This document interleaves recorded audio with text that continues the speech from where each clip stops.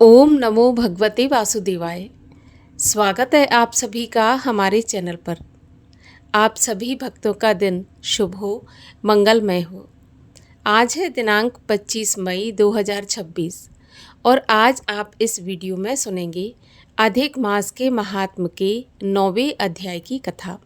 इसके साथ ही श्रीमद् भगवत गीता के 3रे अध्याय की कथा का श्रवण भी करेंगे और उसका महात्म्य भी सुनेंगे।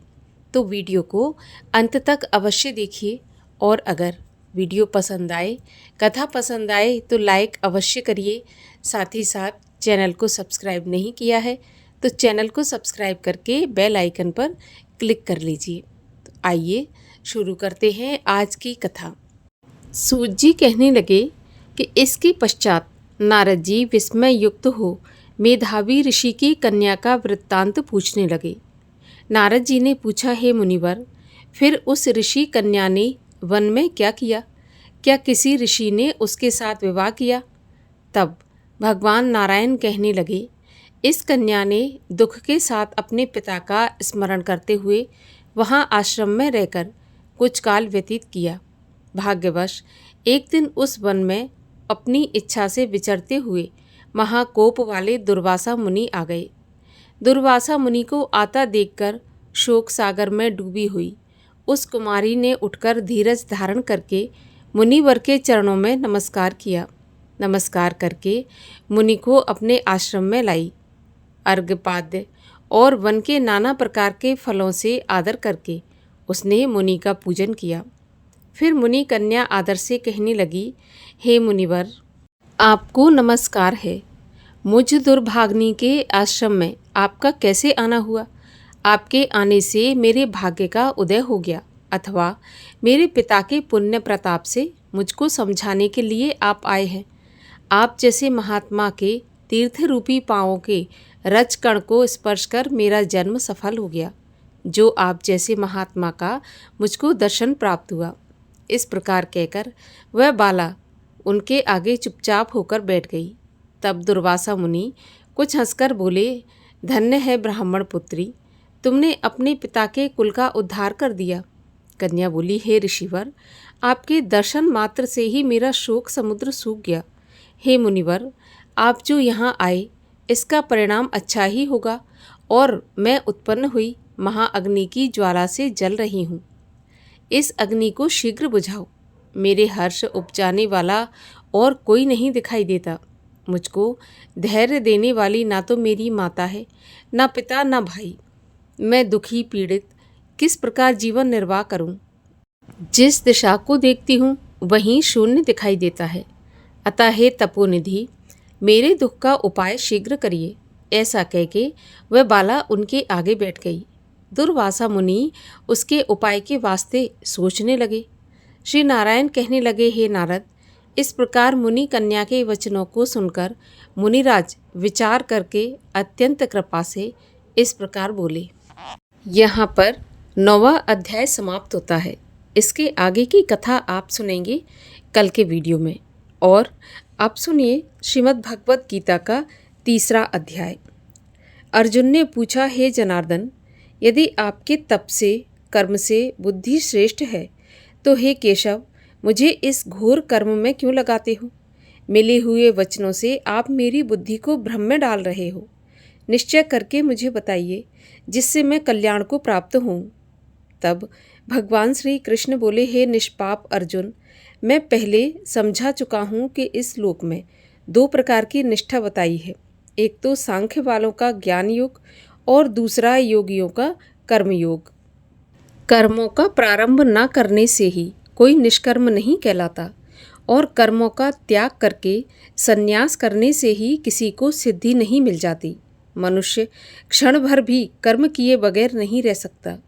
प्रकृति के गुण ही सब मनुष्यों को कुछ न कुछ कर्म कराने में लगाते हैं।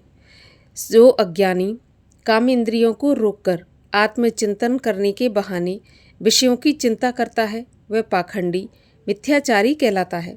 हे अर्जुन, जो इंद्रियों को मन से दमन कर और विषयों में प्रवृत्त न होने देकर उनसे कार्य लेता है वह कर्म योग का अभ्यास कहलाता है और श्रेष्ठ कहलाता है। अपने धर्म के अनुसार नियमित कर्म करो, क्योंकि कर्म ना करने से कर्म करना अच्छा है। बिना कर्म किए तुम्हारे शरीर का निर्वाह नहीं हो सकता। हे कौन्तेय, यज्ञ के निमित्त किए जाने वाले कर्मों को छोड़कर जितने कर्म हैं उनके करने से मनुष्य को बंधन होता है। अतएव तुम फल की इच्छा त्याग कर यज्ञ के लिए कर्म करो। सृष्टि के आरंभ काल में ब्रह्मा जी ने यज्ञ सहित प्रजा को उत्पन्न कर प्रजा से कहा था कि यज्ञ आदि कर्म करके वृद्धि को प्राप्त होंगे। यही सब कर्म तुम्हारे निमित्त कामधेनु होंगे। इस यज्ञ से तुम देवताओं को संतुष्ट करते रहो और देवता भी तुमको संतुष्ट करेंगे। इस प्रकार परस्पर बर्ताव करते हुए तुम और देवता कल्याण को प्राप्त होगे। यज्ञ आदि कर्मों से प्रसन्न होकर देवता तुमको इच्छित सुख की सामग्रियां देंगे, परंतु उनके दिए हुए दान को जो बिना उनका भोग लगाए ग्रहण करता है वह चोर है। पंच महायज्ञ करके जो शेष बचा हुआ भोग ग्रहण करते हैं वे सभी पापों से मुक्त हो जाते हैं, और जो अपने निमित्त ही अन्न पकाते हैं वे पापी पुरुष पाप को ही भक्षण करते हैं। अन्न से ही प्राणियों की उत्पत्ति होती है। अन्न मेघ से उत्पन्न होता है। मेघ यज्ञ द्वारा जल बरसाता है और यज्ञ की उत्पत्ति कर्म से होती है। कर्म की उत्पत्ति ब्रह्म से हुई है और ब्रह्म अक्षर परमात्मा से उत्पन्न हुआ है। इस कारण सदा सब पदार्थों में रहने वाला जो ब्रह्म है वह सब यज्ञों में प्रस्तुत है। हे पार्थ, इस प्रकार चलाए हुए कर्म के चक्र के अनुसार जो नहीं चलता वह पापमय है। जो पुरुष आत्मा में ही रत रहता है और आत्मा आनंद अनुभव से तृप्त रहता है, उसे कुछ भी कार्य शेष नहीं। यह कोई कर्म करे या ना करे, उसको कोई प्रयोजन अथवा लाभ नहीं है, और किसी प्राणी से अपना लाभ कराने की भी उसे कोई आवश्यकता नहीं। इसीलिए तुम भी फल की प्राप्ति इच्छा त्याग कर कर्तव्य पालन करते रहो, क्योंकि फल की इच्छा को त्याग कर्म करने वाला पुरुष मोक्ष को पाता है। राजा जनक आदि ने भी कर्म सिद्धि पाई है। इसी प्रकार तथा लोक संग्रहण को देखते हुए भी तुमको कर्म करना उचित है। श्रेष्ठ पुरुष जिस जिस कर्म का आचरण करता है दूसरे मनुष्य उसी मार्ग पर चलते हैं, और वह जिसको प्रमाणिक मानता है उसी के अनुसार सब उत्तम मानते हैं। हे पार्थ, मुझको तीनों लोक में कुछ भी कर्म शेष न रहा, न कोई अप्राप्त वस्तु प्राप्त करनी है। फिर भी मैं कर्म करता हूँ। यदि हम ही आलस्य रहित होकर कर्मों को नहीं करेंगे तो मनुष्य हर प्रकार से हमारे ही पथ का अनुकरण करेंगे। अगर मैं ही कर्म ना करूं तो सब लोग भी ना करने से नष्ट हो जाएंगे। इससे मैं ही वर्ण शंकरों के उत्पन्न करने का हेतु बनकर प्रजा को नष्ट करने वाला समझा जाऊंगा। जिस प्रकार अज्ञानी फल की इच्छा करके कर्म करता है, वैसे ही फल की इच्छा ना करते हुए ज्ञानी को लोक शिक्षा की इच्छा करते हुए कर्म करना उचित है।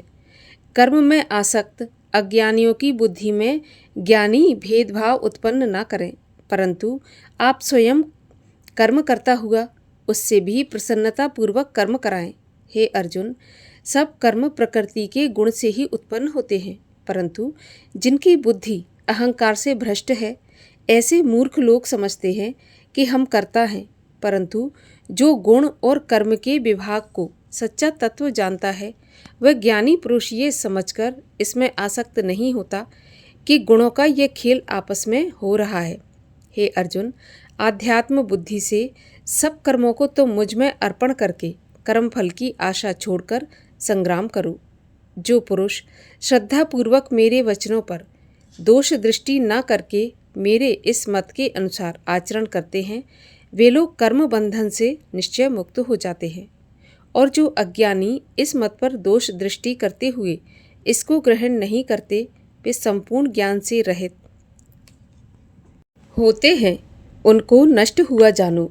अपना कठिन धर्म भी दूसरों के सहज धर्म से हितकर होता है।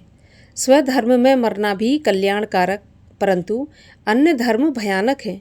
अर्जुन बोले, हे श्री कृष्ण, पुरुष को पाप करने की इच्छा ना होते हुए भी कौन उसे बलात् पाप करने के मार्ग में प्रवृत्त करता है।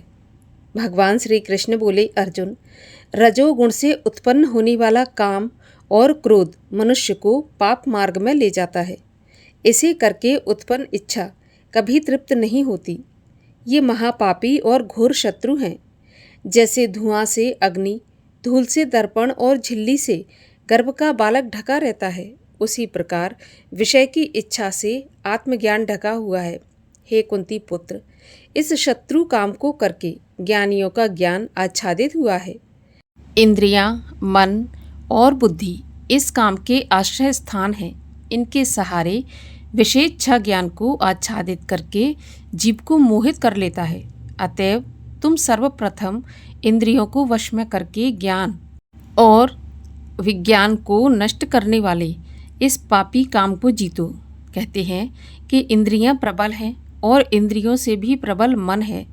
इस प्रकार जो बुद्धि से परे है, उस आत्मा को जानकर निश्चयात्मक बुद्धि द्वारा मन को निश्चल करके, हे महाबाहो, तुम उस दुर्धर शत्रु काम को जीत लो। श्रीमद् भगवत गीता के 3 अध्याय का महात्म्य सुनिए। नारायण लक्ष्मी जी से बोले, हे लक्ष्मी, एक शूद्र अकेला ही एक वन में रहता था। अनर्थों से उसने बहुत सारा सामान इकट्ठा किया। किसी कारण से एक दिन उसका वह सभी सामान जाता रहा। अब वह शूद्र बहुत चिंतित रहने लगा। किसी से पूछता कि ऐसा कोई अंजन बताओ जिसे नेत्र में डालकर पृथ्वी का पदार्थ निकाल लूं। तब किसी ने कहा, मांस मदिरा खाया पिया कर। वह खोटा कर्म करने लगा। एक दिन धन की लालसा कर चोरी करने गया तो रास्ते में चोरों ने उसे मार दिया। उसके बाद उसने प्रेत की योनि पाई। उस प्रेत योनि में उसे बड़ा दुख हुआ। वह एक वट वृक्ष पर रात दिन चिल्लाया करता था कि कोई ऐसा भी है जो मुझे इस अधम देह से छुड़ाए। कुछ समय के पश्चात शूद्र की स्त्री से पुत्र जन्मा। जब उसका पुत्र बड़ा हुआ तो एक दिन अपनी माता से उसने पूछा कि मेरा पिता क्या करता था और उसका देहांत किस प्रकार हुआ। तब उसकी माता ने कहा, बेटा, तेरे पिता के पास धन बहुत था, वह सब यूं ही जाता रहा। एक दिन धन की लालसा में चोरी करने गया, परंतु मार्ग में चोरों ने उसे मार डाला। तब उसने कहा, माता, उसकी गति कराई गई थी। तो माता ने कहा, नहीं बेटा, उसकी कोई गति नहीं कराई गई। फिर वह कहने लगा, माता, उसकी गति करानी चाहिए। ये कहकर वह पंडितों से पूछने लगा और प्रार्थना करी कि स्वामी, मेरा पिता एक दिशा में जाकर मृत्यु को प्राप्त हुआ है, हमें उसका उद्धार किस प्रकार करना चाहिए। तब पंडितों ने कहा कि तू गया जी जाकर उसकी गति करो, तब पितरों का उद्धार होगा। ये सुनकर माता की आज्ञा लेकर वह गया जी को गया। प्रयागराज का दर्शन स्नान करके फिर आगे को चला। रास्ते में एक वृक्ष के नीचे बैठ गया। वहाँ उसको बड़ा भय हुआ। ये वही वृक्ष था जहाँ उसका पिता प्रेत की योनि को प्राप्त हुआ था। उसी जगह में चोरों ने उसको मारा था। तब उस बालक ने अपना गुरु मंत्र पढ़ा। उसका एक और भी नियम था, वह 1 अध्याय श्री गीता जी का भी नित्य पाठ किया करता था। उस दिन उसने श्री गीता जी के 3 अध्याय का पाठ उस वृक्ष के नीचे बैठकर किया। वह उसके पिता ने प्रेत की योनि में सुना, जिसके सुनते ही उसकी प्रेत की देह छूट गई और उसे देव देह प्राप्त हो गई। तभी स्वर्ग से विमान आए और वह विमान पर चढ़कर उसके सामने आया और आकर आशीर्वाद दिया और कहा, पुत्र, मैं तेरा पिता हूँ जो मरकर प्रेत हुआ था। इस तेरे पाठ करने से मेरी यह देव देह हुई है। अब मेरा उद्धार हुआ है। अब तू गया जी में अपनी खुशी से जा। इतना सुनकर पुत्र ने कहा, पिताजी, कुछ और आज्ञा करो जो मैं आपकी सेवा करूं। तब उस देव देही ने कहा, देखो, मेरी 7 पीढ़ियां पितृ नरक में पड़े हैं, बड़े दुखी हैं। अब तू श्री गीता जी के 3 अध्याय का पाठ करके उनको इस दुख से मुक्ति प्रदान कर। इतना वचन कहकर वह देवदेही स्वर्ग को चली गई। तब बालक ने वहाँ 3 अध्याय का पाठ किया और सब पितरों को उसका पुण्य देकर वैकुंठगामी किया। जो प्राणी श्री गीता जी के पाठ करता है या सुनता है, उसका फल कहाँ तक कहें, कहने में नहीं आ सकता, इसे कहने में असमर्थ है। तब नारायण जी ने कहा, हे लक्ष्मी, ये तीसरे अध्याय का जो फल मैंने आपसे कहा है सो तुमने सुना है। इतना कहकर भगवान विष्णु ने अपनी वाणी को विराम दिया। और आइए अब सुनते हैं सीता माता के नित्य नेम की कथा। इस कथा को नित्य प्रति सुनना चाहिए, इससे अन्न और धन के भंडार सदा भरे रहते हैं। ये कहानी माता सीता कहती थीं और श्री राम इसे सुना करते थे। एक दिन श्री राम भगवान को किसी काम के लिए बाहर जाना पड़ गया तो सीता माता कहने लगी कि भगवान, मेरा तो 12 वर्ष का नित्य नियम है, अब आप बाहर जाएंगे तो मैं अपनी कहानी किसे सुनाऊंगी।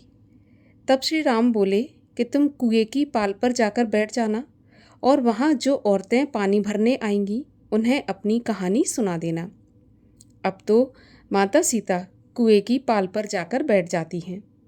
तभी वहाँ पर एक स्त्री आई। उसने रेशम जरी की साड़ी पहन रखी थी और सोने का घड़ा ले रखा था। सीता माता उसे देखकर कहती हैं, बहन, मेरा 12 वर्ष का नित्यनेम सुन लो।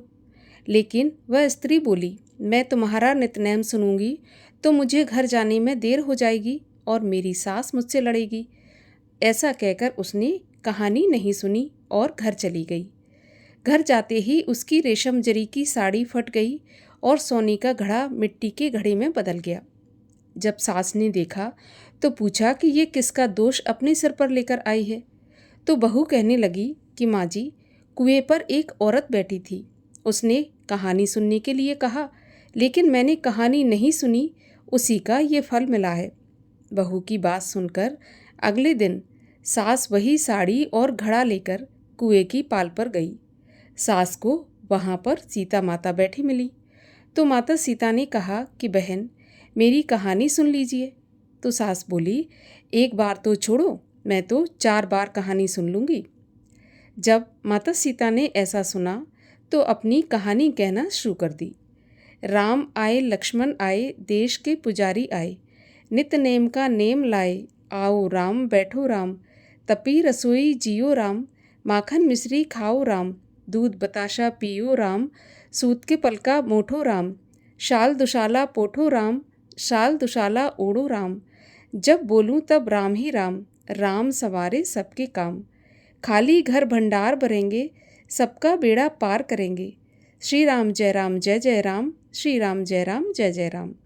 सास बोली, बहन, कहानी तो बहुत अच्छी लगी। कहानी सुनकर सास अपने घर चली गई।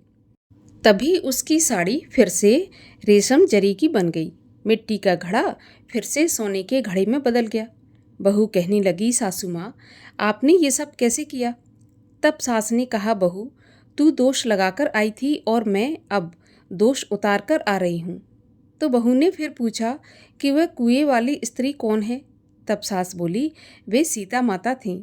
वे पुराने से नया कर देती हैं, खाली घर में भंडार भर देती हैं, लक्ष्मी जी का वास घर में करा देती हैं, इंसान की जो भी इच्छा हो उसे पूरा कर देती हैं। बहू बोली कि ऐसी कहानी मुझे भी सुना दो। तो सास कहने लगी, ठीक है, तुम भी कहानी सुन लो। और सास ने कहानी कहनी शुरू कर दी।